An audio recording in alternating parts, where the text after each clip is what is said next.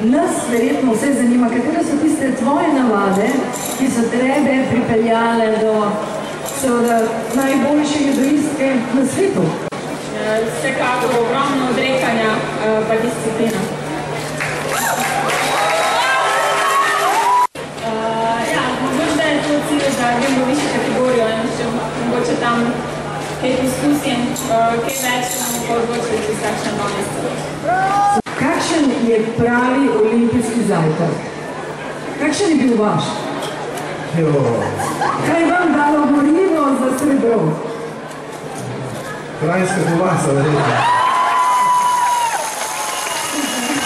Avtohtona in domača. In seveda, kakšni so sedaj vaši cilji? Vas lahko pričakujemo mogoče v brazilskem Riju? Lahko? Ja, cilj je Rio, to še mi rekel. Vsi skupaj ruku. Ti si moj sonček, ja! Moj zlati sonček, ja! Moj sem srečen, vsego sem tak, ja! Še, tako te ljubim, naj povem ti imam te rad.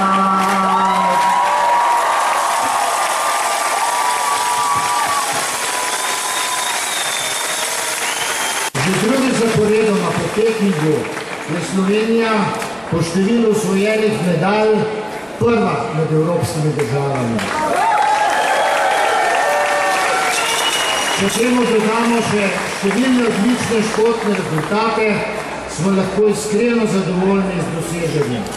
In dovolite mi, da vam priporočim naše športnice in športnike za vzgled. Za njihovo vztrajnostjo, z njihovo požrtvovalnostjo, z njihovo krvjo, z njihovo opredeljenostjo, da dosegajo uspehe, nam bo v prihodnjih časih v Sloveniji lažje. Brez tega pa nam bo kregla trda. Zato vas pozivam, da jih podpirate še naprej. Danes tu za te naše olimpike, po olimpice mogoče najboljša beseda srečnega tanca. Kapo dol, zmagovalke, zmagovalci.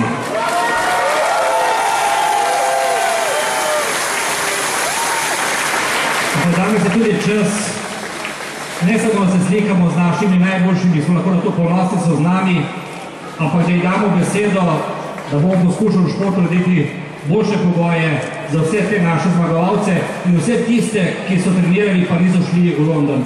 Čestitke še enkrat, srečno, na mnoga leta in na mnoge medalje. Hvala in srečno.